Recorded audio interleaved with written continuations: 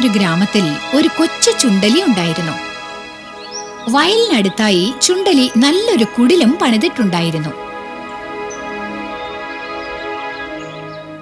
പകൽ മുഴുവനും ചോളവും ഗോതമ്പ് മണികളും തിന്നുകൊണ്ടിരിക്കലാണ് പണി. ഒരുപാട് ദൂരെ നഗരത്തിൽ ഒരു ബംഗ്ലാവിന്റെ അടുത്തുള്ള മാളത്തിൽ ഈ ചുണ്ടലിയുടെ ബന്ധുവായ മറ്റൊരു ചുണ്ടലി താമസിക്കുന്നുണ്ടായിരുന്നു. നാട്ടിൻ പുറത്ത് താമസിക്കുന്ന കൊച്ചു ചുണ്ടലി ഒരു ദിവസം വളരെ സന്തോഷവാനായിരുന്നു. നഗരത്തിൽ നിന്നുള്ള ആ ചുണ്ടലി തന്നെ കാണാൻ വരുന്നു. നഗരവാസിയായ ചുണ്ടലി ഗ്രാമത്തിലെത്തി. ഹലോ ബ്രദർ, നമ്മൾ കണ്ടിട്ട് ഒരുപാട് കാലമായല്ലോ. വരൂ ചേട്ടാ, കണ്ടത് സന്തോഷം. കെട്ടിപ്പിടിച്ചുമ്മ വെച്ച ശേഷം രണ്ട് ചുണ്ടലികളും മാളത്തിനകത്തേക്ക് കടന്നു. അത്താഴം കഴിച്ചുകൊണ്ടിരിക്കുമ്പോൾ നഗരവാസിയായ ചുണ്ടലിക്ക് അതിശയം. ഈ നാടൻ ചുണ്ടലിക്ക് തിന്നാൻ ബാർലിയും ചോളവും മാത്രമേ ഉള്ളൂവെന്നോ? സത്യം പറഞ്ഞ നിങ്ങളുടെ ജീവിതം ഭയങ്കര കഷ്ടപ്പാടാ. എന്റെ ജീവിതം ഒന്ന് കാണണം. ഞങ്ങൾക്ക് നഗരത്തിൽ തിന്നാൻ എന്തെല്ലാം കിട്ടുമെന്നോ? സഹോദരാ, നീ ഒരിക്കൽ നഗരത്തിൽ വന്ന് ഞങ്ങളുടെ ജീവിതത്തിന്റെ സുഖം എന്താണെന്നൊന്ന് കാണ്. നാടൻ ചുണ്ടലിക്ക് സന്തോഷം തോന്നി. കുറച്ചു ദിവസങ്ങൾക്ക് ശേഷം ആ ചുണ്ടലിയെ കാണാനായി നാടൻ ചുണ്ടലി നഗരത്തിലെത്തി.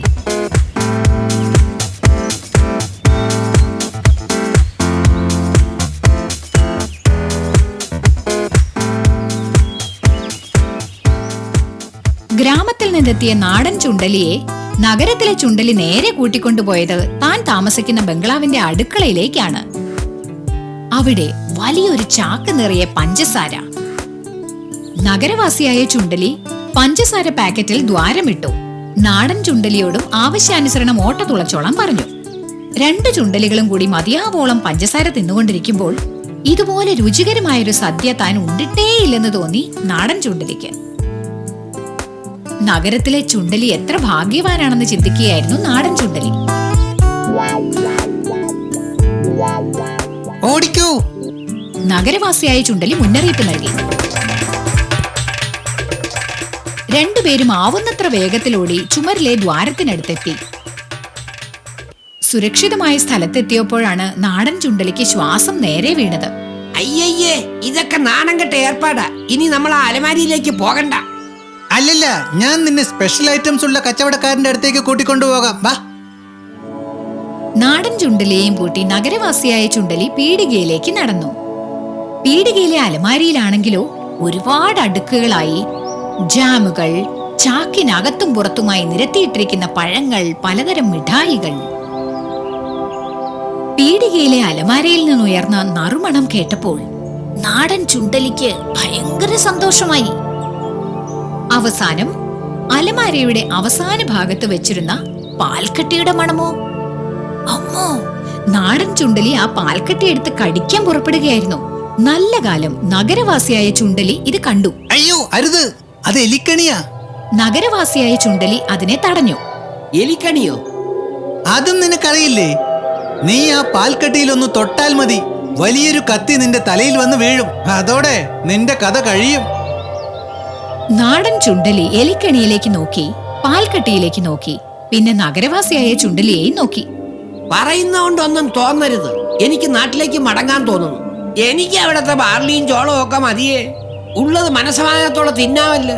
ഇവിടെ പഞ്ചാരയും പാൽക്കട്ടിയൊക്കെ ഉണ്ടെങ്കിലും മരണഭയത്തോടെ അല്ലേ എലികൾ ജീവിക്കുന്നത്.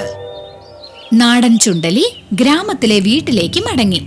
പിന്നീട് ജീവിതകാലം മുഴുവൻ ചുണ്ടലി അവിടെ തന്നെ താമസിച്ചു. എന്താ കൂട്ടുകാരെ, ഈ കഥയിൽ അടങ്ങിയിരിക്കുന്ന സന്ദേശം എന്താണെന്ന് പിടികിട്ടിയോ? ഒരിക്കലും ആർത്തി കാണിക്കരുത്. നമ്മുടെ പക്കൽ ഇല്ലാത്തതിനെ കുറിച്ച് ചിന്തിച്ച് വിഷമിക്കരുത്. നമ്മുടെ കയ്യിൽ എന്തൊക്കെയുണ്ട് എന്നതിനെ കുറിച്ച് എപ്പോഴും ചിന്തിക്കാവൂ. ഈ കഥയുടെ സാരം ഉള്ളത് കൊണ്ട്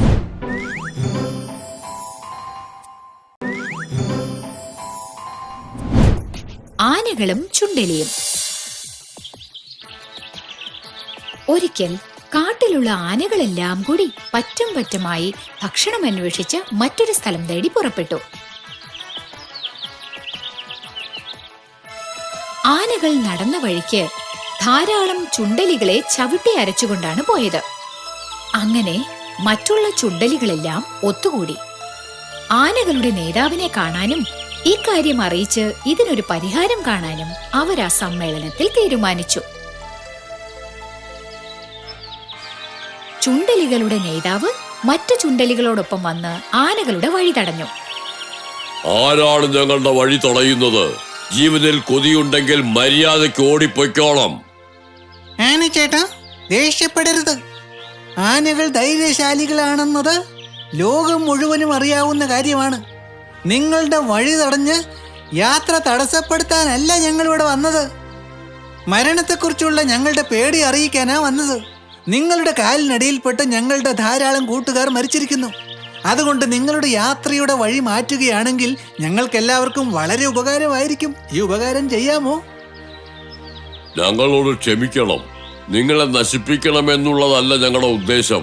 യാത്രയുടെ വഴി മാറ്റാൻ ഞങ്ങൾക്ക് യാതൊരു കുഴപ്പവുമില്ല. വിഷമിക്കണ്ട. ഇനി ഞങ്ങൾ നിങ്ങളെ യാതൊരു വിധത്തിലും ഉപദ്രവിക്കുകയില്ല. നന്ദി. നിങ്ങളോട് വളരെയധികം നന്ദിയുണ്ട്. ഞങ്ങൾ പറയുന്നത് കാര്യമായിട്ടെടുത്ത് ഞങ്ങളുടെ അപേക്ഷ സ്വീകരിച്ചില്ലേ? പ്രത്യുപകാരമായി നിങ്ങൾക്ക് എന്ത് ആവശ്യം വന്നാലും ഞങ്ങൾ സഹായിക്കാം. വരട്ടെ.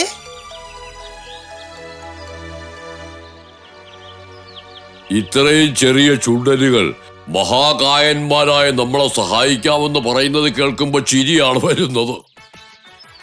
ഒരു ദിവസം പതിവ് പോലെ ആനകൾ തടാകത്തിൽ കുളിക്കാനായി പുറപ്പെട്ടു. വേടന്മാർ വിരിച്ചു വെച്ചിരുന്ന വലയിൽ അവർ കുടുങ്ങി. ആനകൾ ഉറക്കെ ചിഹ്നം വിളിക്കുന്നത് കേട്ട എലികൾക്ക് അവ ഏതോ ആപത്തിൽ കുടുങ്ങിയിരിക്കുകയാണെന്ന് മനസ്സിലായി. അവ ചിഹ്നം വിളിയുടെ ശബ്ദം കേട്ട ഭാഗത്തേക്ക് പാഞ്ഞു ചെന്നു. വലയിലകപ്പെട്ട ആനകളുടെ സങ്കടം മനസ്സിലാക്കിയ എലികൾ അവയുടെ കൂർത്ത പല്ലുകൾ കൊണ്ട് എല്ലാ വലകളും കടിച്ചു കീറി ആനകളെ സ്വതന്ത്രരാക്കി. ആനകൾ തങ്ങളുടെ തുമ്പിക്കൈകൾ ഉയർത്തി തങ്ങളെ സഹായിച്ച എലികൾക്ക് നന്ദി രേഖപ്പെടുത്തി. എലികൾ ആനകളുടെ മുതുകിൽ കയറി സന്തോഷത്തോടെ ഓടിക്കളിച്ചു. ഗുണപാഠം: ഈ ഭൂമിയിൽ ആരെയും തരം താണവരായി കരുതരുത്. അത്യാവശ്യം വരുമ്പോൾ അവരുടെ സഹായം നമുക്ക് വേണ്ടിവരും.